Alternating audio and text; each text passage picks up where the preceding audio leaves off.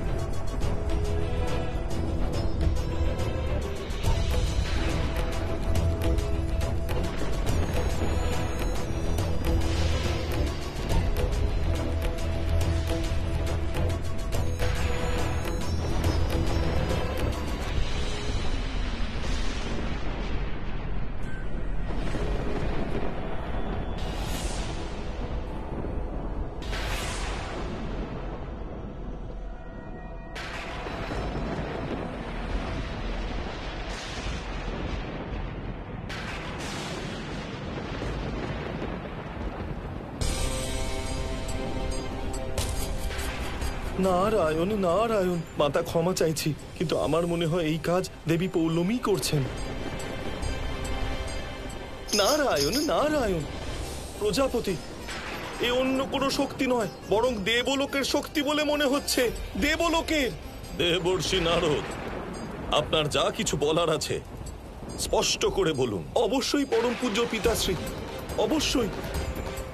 আপনার অনুপস্থিতিতে আপনার কার্যালয়ের সমস্ত কার্যভার দেবী পৌলমী সামলেছিলেন, আর আমার আশঙ্কা হচ্ছে যে উনি নিশ্চয়ই কোনো অনুচিত কাজ করেছেন। নারায়ণ নারায়ণ। দেবর্ষি, এরকম কথা আপনি কিভাবে বলতে পারলেন?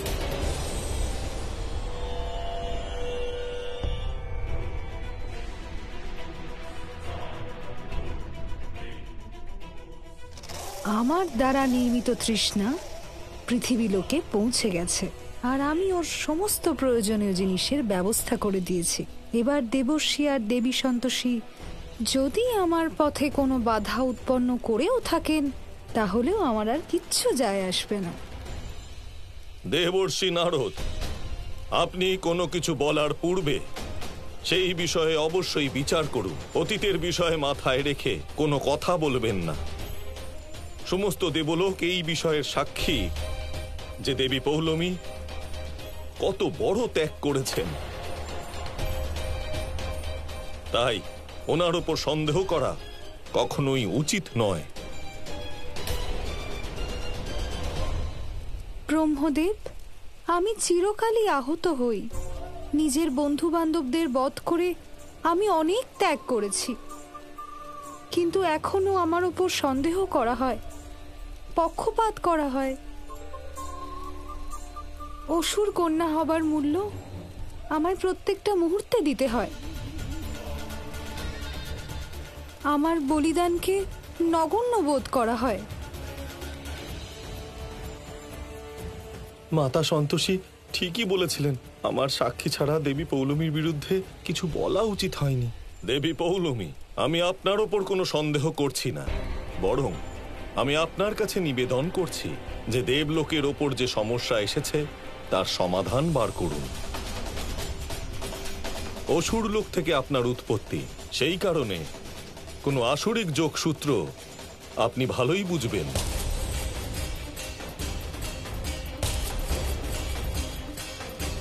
ব্রহ্মদেব, আমি আপনার আদেশ অবশ্যই পালন করব, কিন্তু তার জন্য আমার আপনার সাহায্যের প্রয়োজন। দেবী পৌলমী, সমস্ত দেবলোক আপনার সাথে আছে।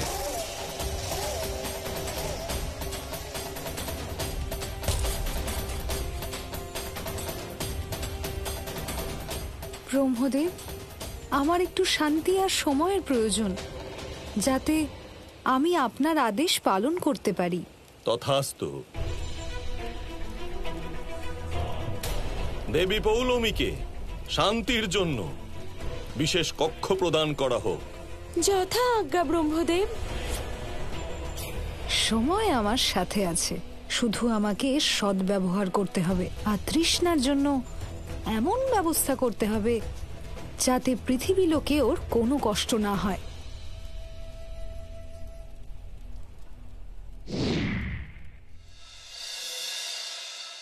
হাত নিচে, ধীরে ধীরে নিজেদের পা ছোঁয়ার চেষ্টা করুন।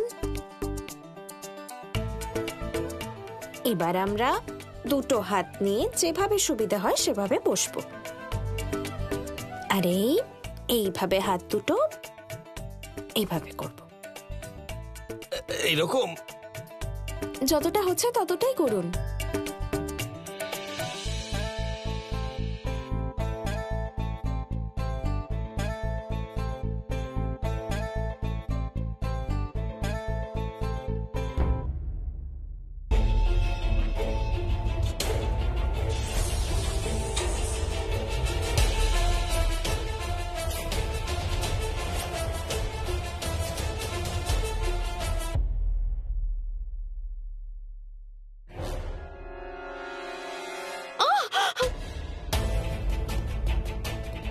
দিদি সাবধানে।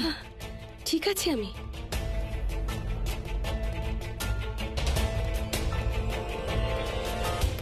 হোয়াটস রং উইথ ইউ? যদি এখনই পড়ে যেতে। আরে কতবার বলেছি তোমাকে নিজের যত্ন নাও, কিন্তু তুমি বুঝতেই পারো না যে কিভাবে আমার সন্তানের যত্ন নেবে। পাটা মুচকে গেছিল আমার। আরে আর্য, ওর কিচ্ছু হয়নি। তুমি এত চিৎকার করছো কেন? আর এত ছোট ছোট কারণে রাগ করা, এগুলো ঠিক নয়। বাবা প্লিজ, তুমি সবসময় না সন্তোষীর সাইড নেবে না। তোমার জন্য এই মেয়েটা বিগড়ে গেছে। আর্য স্যার, অনেক হয়েছে, কত রাগ করবেন আর আপনি? কথায় কথায় রোজ রোজ যদি আমার উপর আপনি রাগ দেখান, তাহলে স্বাস্থ্য ভালো হওয়ার বদলে স্বাস্থ্য খারাপ হয়ে যাবে কি আমার। বাজে বকছো? কি বাজে বকছো তুমি? এই বাড়িতে তোমার জন্য এত ফ্যাসিলিটি রয়েছে, কিন্তু না, তুমি এখনো রাস্তার কাঙাল। এসো আমার সঙ্গে। আর্য স্যার, এদিকে এসো। আর্য স্যার, কি দরকার মাটিতে বসার? সোফাতে বসতে পারো না তুমি? আরে তুমি বলো না, এই বাড়িতে তোমার কোন জিনিসের অভাব রয়েছে? কিসের অভাব? আমি কি কিছু বলেছি নাকি আপনাকে? আমি তো শুধু যোগা করছিলাম আর আপনি হঠাৎ করে। চুপ, একদম চুপ। একে তো আমি তোমাকে যা বলছি সেটা বুঝো না, উল্টে মুখে মুখে তর্ক করো। আরে কোন ভাষায় বললে বুঝবে তুমি? কতবার বলবো তোমাকে যে আমি যেটা বলবো সেটাই করতে হবে তোমাকে, সেটা ছাড়া অন্য কিছু করবে না। কিন্তু তোমায় নিজের ইচ্ছে মতোই করতে হবে। অনেক হয়েছে রাজ্য। আর কত রাগ দেখাবি সন্তোষীর উপর? তুই তো জানিস ও মা হতে চলেছে। কি হয়েছেটা কি তোর? আরে এই কথাটাই তো আমি তোমাদের সবাইকে বোঝাচ্ছি যে ও মা হতে চলেছে, কিন্তু এই কথাটা কেউ বুঝতে পারছে না। কি দরকার মাটিতে বসার? মা, ওর মাটিতে বসা নিয়ে আমার কিন্তু কোনো সমস্যা নেই, কিন্তু সন্তোষীর জন্য যদি আমার বাচ্চার কিছু হয় তাহলে আমি সহ্য করতে পারবো না। যখন মাটিতে বসাতে ওর এত সমস্যা হচ্ছে, তাহলে কি দরকার ওর মাটিতে বসার? আজ থেকে শুধু তুমি সোফাতে বসবে, দ্যাটস অল।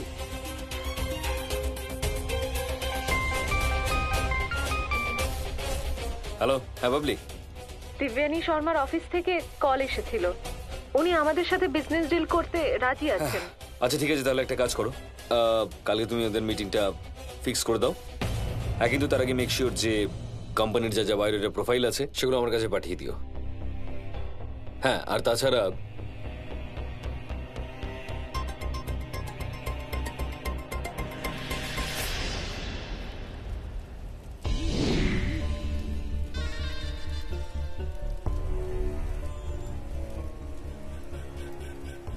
প্রকাশ আর বজ্রনাথ সবাইকে ব্যস্ত রেখেছে, যার ফলে আমার কাজ সম্পূর্ণ হলো।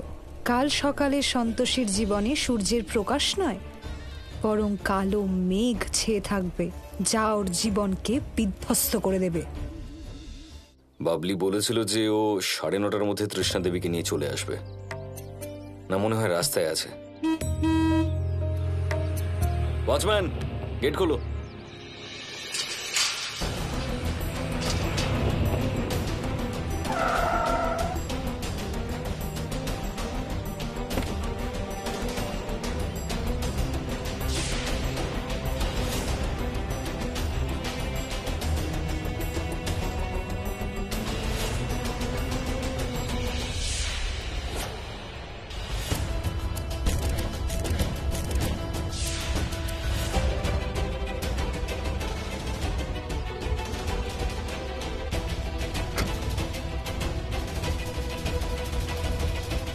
তৃষ্ণা ম্যাডাম, ইনি হলেন আমার জামাইবাবু, আই মিন আর্য মিশ্র। আর জিজু, ইনি হলেন মিস তৃষ্ণা। এবার একটা অদ্ভুত খেলা শুরু হবে, যাতে অংশ নেবে ঈর্ষা, দেশ, মোহ, মায়া, আর লক্ষ্য হলো দেবী সন্তোষীর পরম ভক্ত সন্তোষী।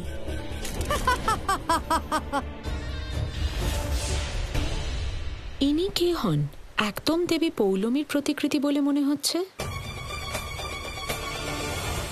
হ্যালো। হাই।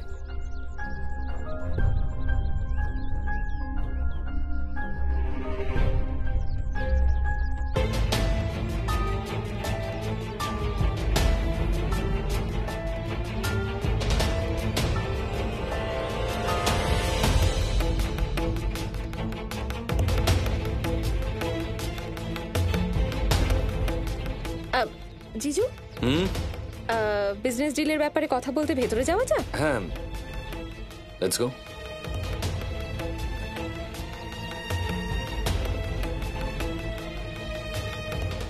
আপনার ব্যাকগ্রাউন্ডটা খুবই impressive, I am really impressed. কিন্তু আমি বুঝতে পারছি না যে আপনি বিজনেস করার জন্য এখানে কেন এলেন। মাতা, মাতা হঠাৎ করে সন্তোষীর স্বামী কার সাথে কথা বলছে? আমিও সেটাই ভাবছি।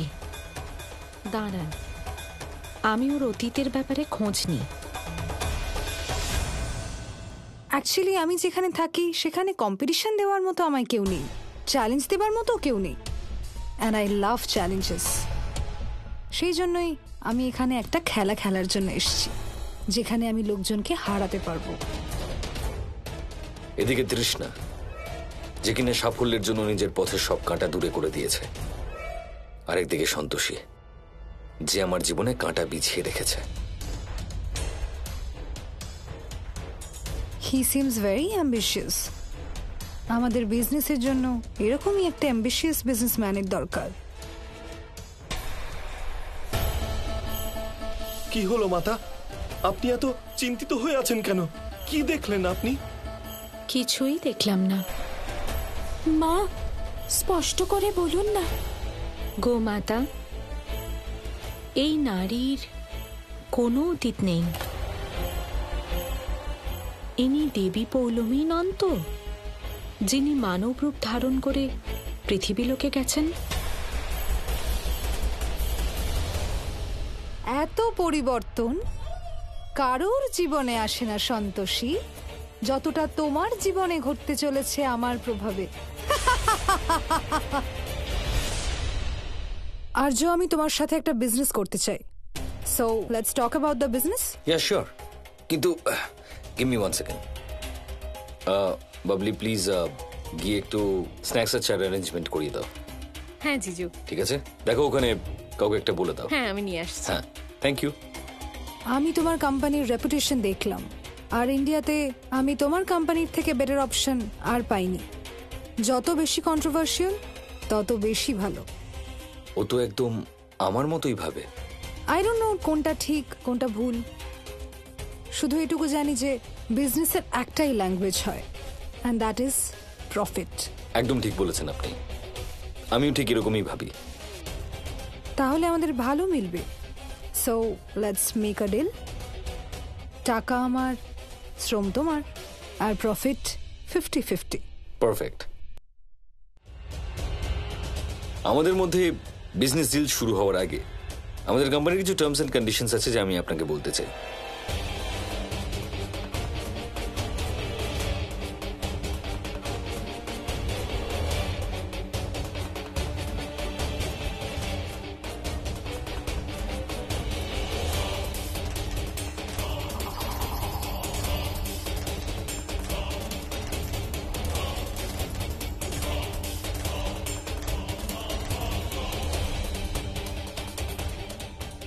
ইনি কে হন?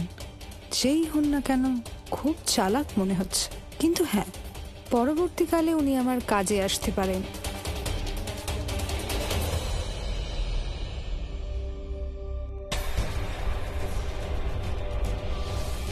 আপনি আপনি এখানে কি করছেন? আমি চাটা এনেছিলাম, দিয়ে দিচ্ছি। দিয়ে দিন।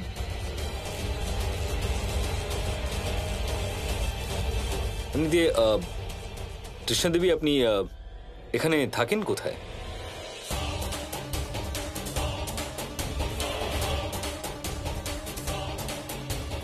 কি হলো? আমি চাটা দিয়ে দিই। এত হয়ে গেছে তো, যাও এখান থেকে।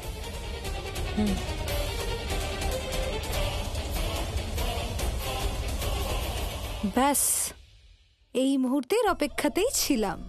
নারায়ণ নারায়ণ। মাতা, আমাকে অনুমতি দিন, আমি তাড়াতাড়ি খোঁজ নিয়ে আসি যে দেবী পৌলমী এখন কোথায় আছেন।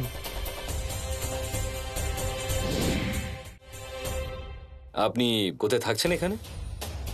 হোটেলে। কিন্তু আমি বাড়ি খুঁজছি, কিন্তু বাড়ির থেকেও বেশি গুরুত্ব হলো আমার এখানে একটা বিজনেস ডিল স্ট্রাইক করা।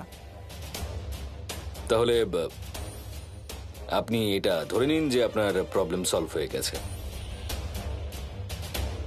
অ্যাকচুয়ালি আমাদের বাড়ি খুব বড়, অনেকগুলো এক্সট্রা রুম আছে আমাদের গেস্টদের জন্য। আপনি এখানে আমাদের সঙ্গে থাকতে পারেন।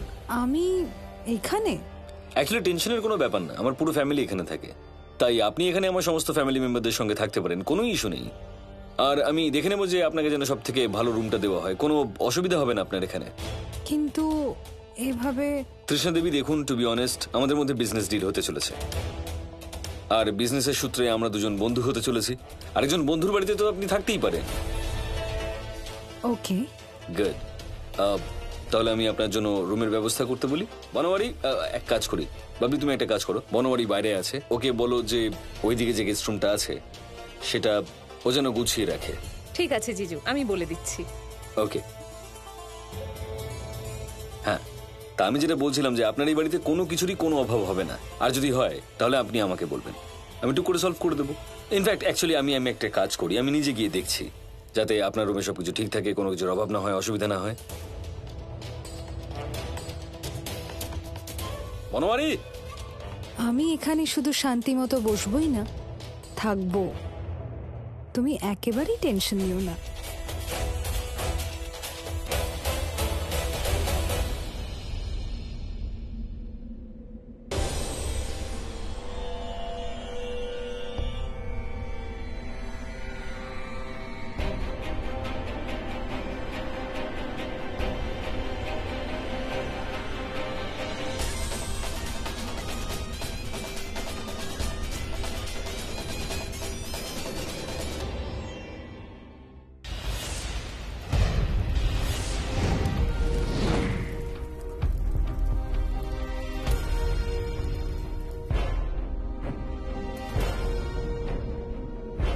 নারায়ণ নারায়ণ। দেবী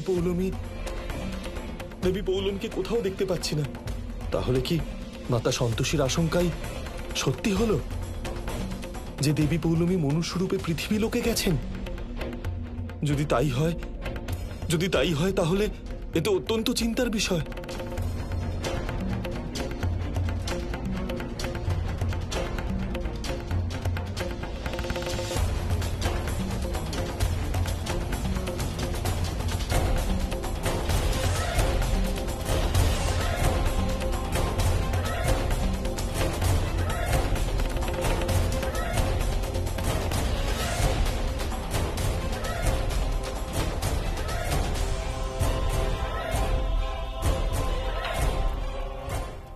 দেবী সন্তোষীর ভক্তের বিনাশ কেউ আটকাতে পারবে না।